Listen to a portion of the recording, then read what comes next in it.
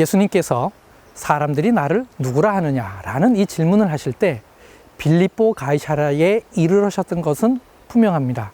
과연 그때 이곳에 무엇이 있었을까요?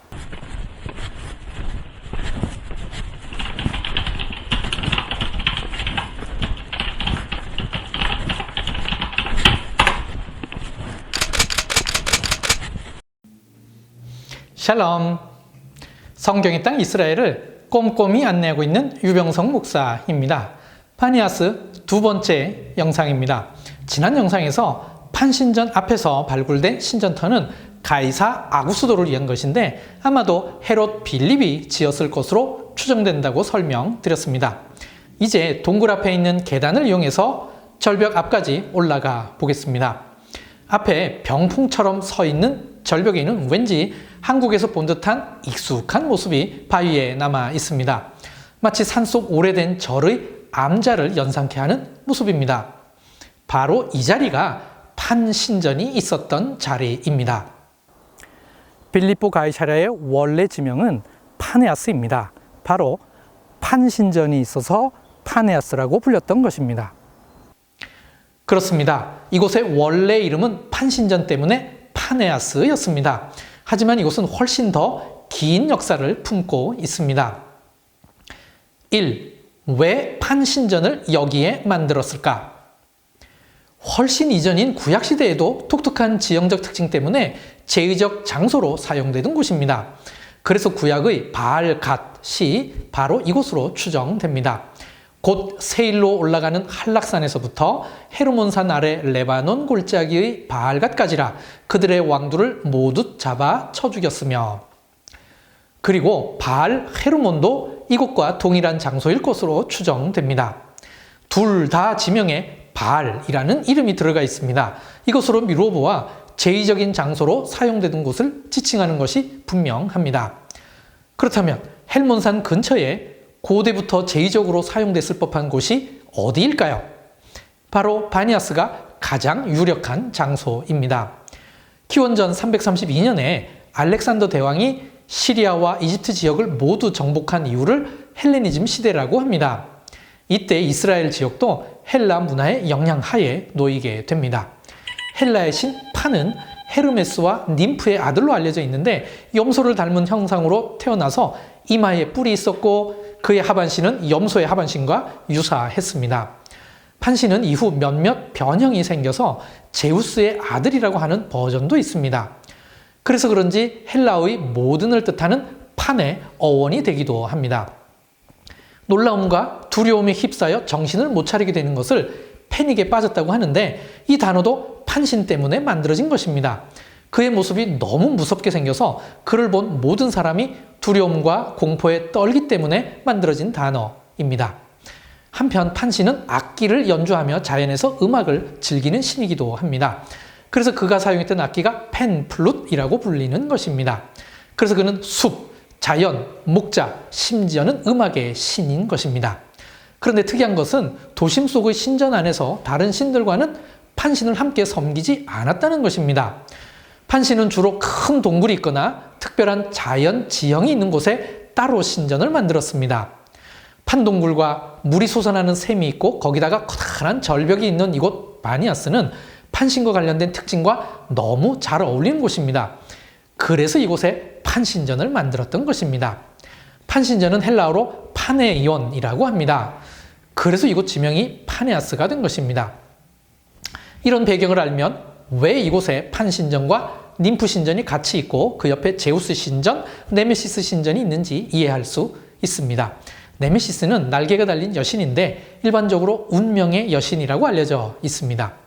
그리고 왜 염소들의 무덤과 춤추는 염소 신전이 있는지도 이해할 수 있습니다. 판신 자체가 염소를 닮았고 염소와 연관이 많기 때문입니다. 게다가 염소는 전투를 관장하는 신으로 여겨지기도 했으니 더욱더 이해가 될 만합니다. 헬레니즘 시대부터 이곳이 파니아스라고 불리웠으니 이 이름이 충분히 오랫동안 사용될 만큼의 긴 역사가 있다고 할 수 있습니다. 파네아스가 역사적으로 최초로 언급된 것은 기원전 2세기의 역사가 폴리비우스의 책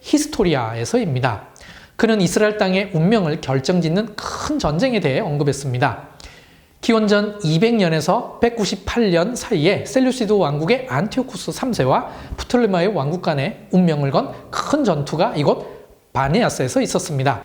이 전투에서 안티오쿠스 3세가 승리하였고 이후 이스라엘 땅은 셀루시드 왕국의 통치하에 들어가게 되었습니다.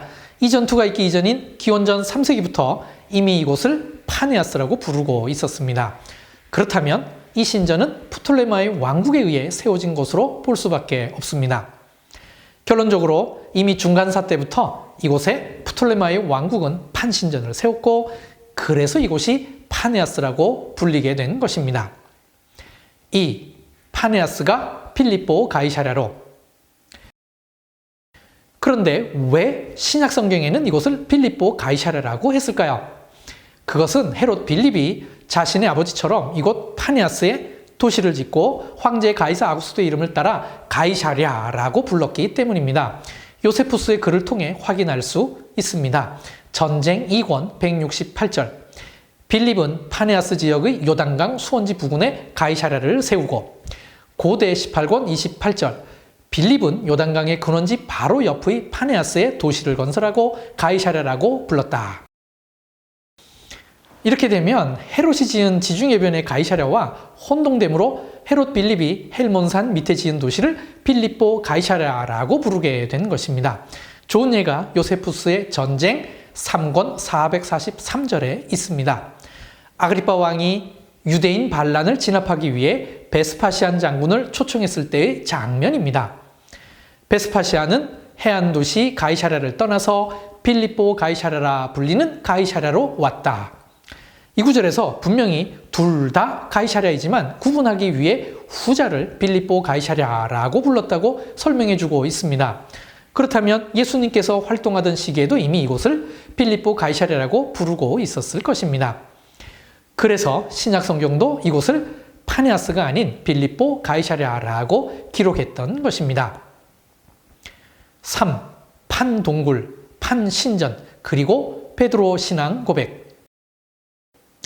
베드로는 주는 그리스도시요 살아계신 하나님의 아들이시니이다 라는 유명한 고백을 했습니다. 사실 그가 이런 고백을 할 수 있었던 것은 먼저 예수님의 질문이 있었기 때문입니다. 마태복음 16장 13절. 예수께서 빌립보 가이사랴 지방에 이르러 제자들에게 물어 이르시되 사람들이 인자를 누구라 하느냐. 마가복음 8장 27절. 예수와 제자들이 빌립보 가이사랴 여러 마을로 나가실새 길에서 제자들에게 물어 이르시되 사람들이 나를 누구라고 하느냐.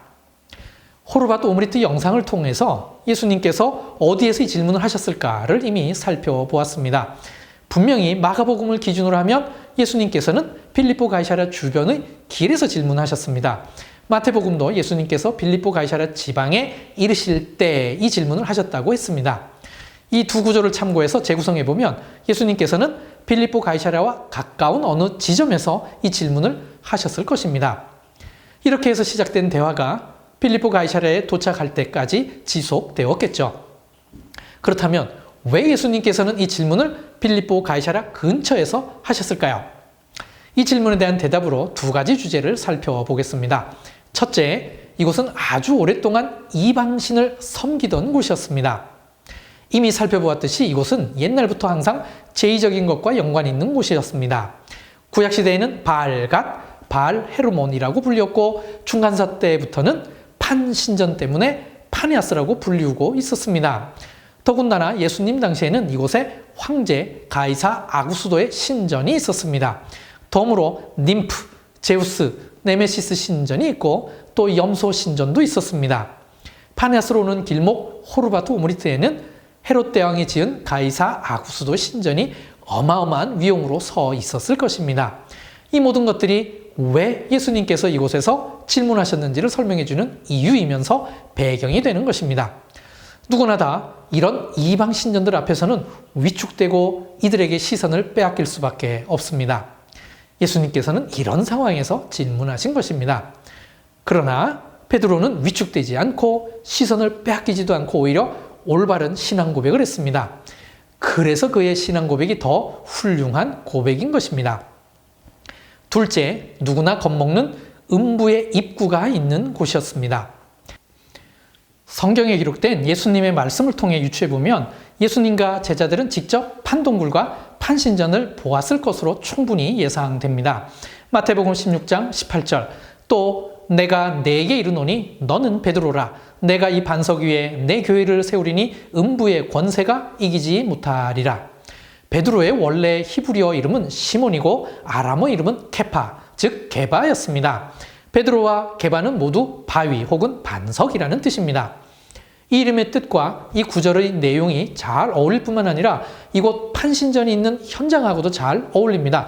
온통 바위뿐이니까요. 이것보다도 더 특이한 것은 그 다음입니다. 갑자기 음부의 권세가 나옵니다. 그런데 놀랍게도 헬라어 원문은 이렇게 기록되어 있지 않습니다. 헬라어로 퓰라이 하이두라고 되어 있는데 직역하면 음부의 입구입니다. 이상하죠? 왜 갑자기 여기에 음부의 입구가 등장할까요? 현장을 모르면 이상한 구절이지만 현장을 알면 오히려 잘 어울리는 구절입니다. 바로 판동굴을 가리키는 것이기 때문입니다. 당시 사람들이 판동굴을 어떻게 생각하고 있었는지 요세푸스의 글을 참고해 보겠습니다. 전쟁 1권 404절입니다. 파네온이라 불리는 그곳은 정상이 한없이 높고 산기슭에는 캄캄한 동굴이 입을 벌리고 있었다. 그 안에는 절벽과 흐르지 않는 물이 잔뜩 고여 있었다. 물 깊이가 어느 정도인지 끈을 아무리 내려도 그 끝이 닿지 않을 정도이다. 당시 사람들은 이 구절에 묘사된 것처럼 이 동굴에 대한 경외감과 두려움을 갖고 있었습니다. 깊이를 알 수 없는 판동굴 밑이 음부와 연결되어 있다고 생각하고 있었을 것입니다. 마태복음 저자가 언급한 음부의 입구는 곧 판동굴입니다. 음부의 입구라고 할 만큼 당시 사람들은 이곳 파네아스 앞에서는 두려움을 느끼고 있었습니다. 더군다나 판신은 사람들로 하여금 두려움을 느끼게 만들어서 패닉하게 만드는 신입니다. 이런 상황에서 예수님께서 질문하신 것입니다. 베드로는 이 두려움들 앞에서 쫄거나 피하지 않고 바른 신앙 고백을 했던 것입니다. 예수님께서 이곳에서 질문하신 이 두 가지 이유를 알고 나면 베드로의 신앙 고백이 더 위대하게 느껴지게 되실 것입니다. 예수님께서 베드로의 신앙 고백을 칭찬하시며 음부의 입구가 이기지 못하리라고 말씀하신 것은 이곳 현장과 너무 잘 맞는 표현입니다. 한국어 성경의 음부의 권세는 단순히 문맥에 맞추기 위한 의역이었습니다. 원문 그대로 음부의 입구라고 하는 게 현장성과 역사적 배경을 더 잘 드러내는 것이라 생각합니다. 이와 같이 지리적 배경과 현장을 확인하는 것이 성경의 땅을 답사하는 목적이요 유익입니다. 1월 21일 오후 10시에 네 번째 라이브 방송 준비되어 있습니다. 성경의 땅 한복판인 예루살렘과 직접 소통하는 유익한 시간이 되도록 하겠습니다. 많은 관심과 참여 부탁드립니다. 다음 영상도 최선을 다해 준비해서 여러분들을 만나 뵙겠습니다. 그럼 레이트라오.